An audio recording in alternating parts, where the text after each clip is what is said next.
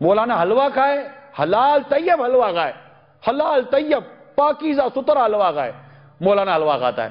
تو رشوت کھاتا ہے، تو سود کھاتا ہے، تو حرام کھاتا ہے، تو جنٹل مین۔ اور مولانا پاک صاف طیب ٹکا کھا لے مرغی کا، مولانا مرغی کھاتا ہے۔ مولانا فالودہ پی رہا تھا، ارے تو شراب پیتا ہے یار، انگلی مولانا پر ہی اٹھے گی۔ یہ سب اندر کی خباثت ہے، اندر کا بغض ہے جو مذہبی لوگوں کے خلاف ہمارے دل میں بیٹھا ہوا ہے، اور پھر غیبتیں کرتے ہیں، تہمتیں باندھتے ہیں، چگلیاں کرتے ہیں، دل آزاریاں کرتے ہیں۔ اپنے اندر مذہبی لوگوں کی محبت پیدا کریں۔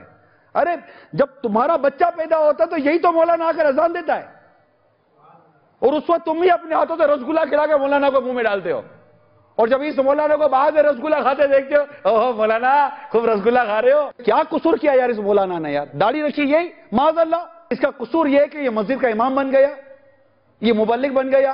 اس کا قصور یہ ہے کہ مسجد بنانے کے لیے تم سے چندہ مانگنے آتا ہے، حافظ بنانے کے لیے آپ سے چندہ مانگنے آتا ہے، عالم بنانے کے لیے آپ سے چندہ مانگنے آتا ہے، مسجد میں جھومر لگانا ہے تو آپ سے چندہ مانگنے آتا ہے، مسجد کا ساؤنڈ لگانا سے چندہ مانگنے آتا ہے، مسجد بنانی ہے، مدرسہ بنانا ہے، موٹر لگانی ہے، وضو خانہ بنانا سے چندہ مانگنے آتا ہے۔ اس کا قصور یہ ہے، ارے کبھی اپنی ذات کے لیے، اپنے بچوں کے لیے آپ سے 1 روپیہ مانگنے آیا؟